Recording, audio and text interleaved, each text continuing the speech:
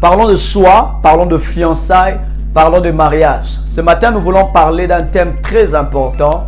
Nous allons discuter 3 choses importantes que vous devez savoir avant de dire oui.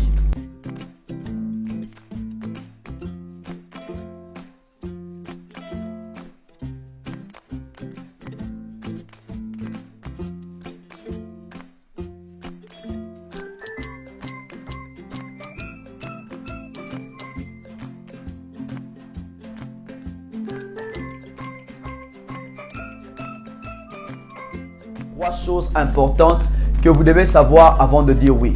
Vous savez, le mariage, c'est plus que ce que nous faisons. C'est plus que le montage que nous faisons. Nous allons au restaurant, on fait appel aux amis et sous une influence des amis, on veut mettre la pression sur la fille et que la fille puisse dire oui.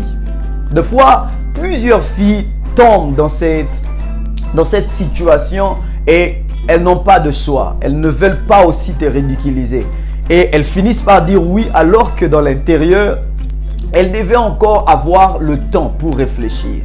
Elles devaient encore avoir le temps pour analyser. Le mariage, c'est plus que ces choses. Vous devez vous asseoir, vous devez réfléchir et avoir de bonnes idées afin que vous puissiez être certain que vous êtes en train de prendre de bonnes décisions de la vie. 3 choses importantes que vous devez savoir avant de dire oui. La première chose, posez-vous cette question. A-t-il une bonne morale? Ça, c'est la question que nous devons nous poser lorsque nous voulons dire oui à quelqu'un. La morale, c'est la conduite. La morale, c'est tout ce qui forme notre discipline. C'est cette habilité d'avoir un jugement de soi-même. C'est tout ce que nous pouvons connaître par rapport au bien et par rapport au mal. C'est toute cette action que nous puissions faire qui permet à ce que nous puissions avoir une bonne vie dans la société. C'est ça la morale. Alors la morale, c'est quelque chose qui est très important que vous devez découvrir dans la vie de votre partenaire. Parce que nous avons remarqué plusieurs personnes sont diplômées, ils n'ont pas une bonne morale. Il y a des gens qui viennent de la bonne famille, ils n'ont pas une bonne morale. Il y a des filles qui sont très belles, mais ils n'ont pas une bonne morale. Il y a des gens qui viennent de bonnes villes, mais qui n'ont pas aussi une bonne morale. Alors la morale, c'est quelque chose que vous devez tenir compte. Parce que c'est la morale qui permet à ce que la personne ait une bonne vie dans la société. En réalité, lorsque vous épousez quelqu'un, vous n'allez pas vivre dans la forêt. Vous allez vivre au milieu de gens. Et vous avez besoin de la morale pour que cette personne et votre partenaire ait une bonne réputation autour de vous. C'est dans la morale que vous allez savoir que cette personne, je ne dois pas le ridiculiser en public. C'est dans la morale que vous allez savoir que cette personne, je ne dois pas l'insulter en public. C'est dans la morale qu'on sait que lorsque on a une discussion avec un homme, on n'ose pas la voir. C'est dans la morale qu'on sait comment est-ce que respecter la belle famille.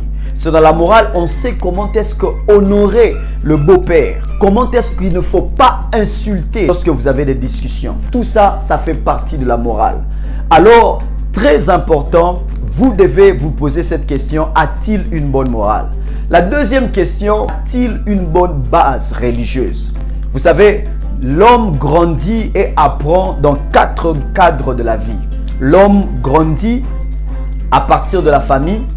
Deuxièmement, l'homme grandit à l'école. Troisièmement, l'homme grandit à partir de la société. Et quatrièmement, c'est l'église.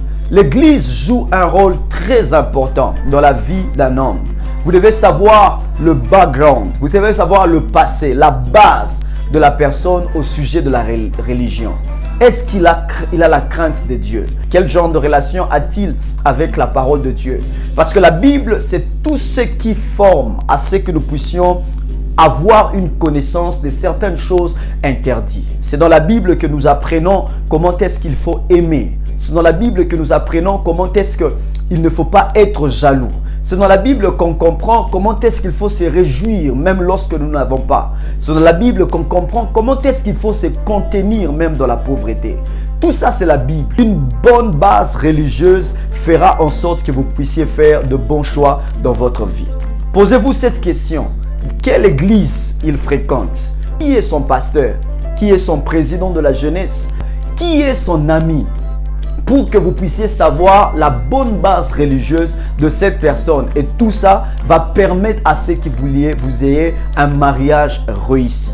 Troisième chose, posez-vous cette question, a-t-il une bonne conception du mariage depuis sa famille? Sans nier, la famille joue un rôle très important dans notre vie, dans notre société, dans notre futur. Nous avons tendance à répéter ce que nous avons vu. Nous avons tendance à répéter ce que nous avons rencontré, les expériences de la vie. Il y a plus de possibilités, un partenaire qui vient d'une famille instable et continuer aussi à rester instable dans sa vie. Il y a aussi une possibilité, un partenaire qui vient d'une famille stable et continuer à être stable aussi dans la vie. Ne négligez jamais l'aspect de la famille. Posez-vous cette question, a-t-il une bonne conception au sujet de la famille, au sujet du mariage? Parce qu'il y a plusieurs personnes qui viennent d'une famille là où il y a une instabilité totale. Le père, le matin, tape la mère du 1er au 30. Il y a une famille là où la mère insulte les pères du 1er au 30. Et toutes ces choses, l'enfant grandit dans cet environnement et ça constitue maintenant sa manière de penser, sa manière de voir les choses par rapport au mariage. C'est pour cela que vous allez voir un partenaire que vous avez épousé dominant, un partenaire que vous avez épousé colérique, un partenaire que vous avez épousé qui ne demande jamais pardon. C'est pourquoi? C'est à cause de ce qu'il a appris. Il a appris qu'un homme ne demande jamais pardon. Il a appris qu'un homme, il répond par de gifles. Il a appris qu'une femme doit insulter. Il a appris qu'une femme doit tricher. Il a appris qu'un homme doit avoir 2 femmes, 3 femmes, 4 femmes. C'est ce qu'il a appris. Alors, vous devez vous poser cette question. A-t-il une bonne conception au sujet du mariage? Et j'aimerais vous dire, ça aussi, ce n'est pas la raison que vous puissiez mettre fin à votre choix. Dans toutes ces choses que j'ai énumérées, il y a une solution pour que vous puissiez avoir un mariage réussi. Si il n'a pas une bonne morale, deuxièmement, s'il n'a pas une base religieuse, troisièmement, s'il n'a pas une bonne conception du mariage, vous pouvez l'aider dans tous les moyens possibles. Vous pouvez le mettre en contact d'un pasteur. Vous pouvez le mettre en contact d'une église et vous pouvez aussi avoir un parrain. Vous pouvez avoir quelqu'un qui est expérimenté dans le mariage, qui peut vous aider, qui veut vous enseigner, de façon à forger une nouvelle personne dans votre pensée. Que l'Éternel vous bénisse. Ayez un bon mariage et un mariage réussi. Que l'Éternel vous bénisse. Amen.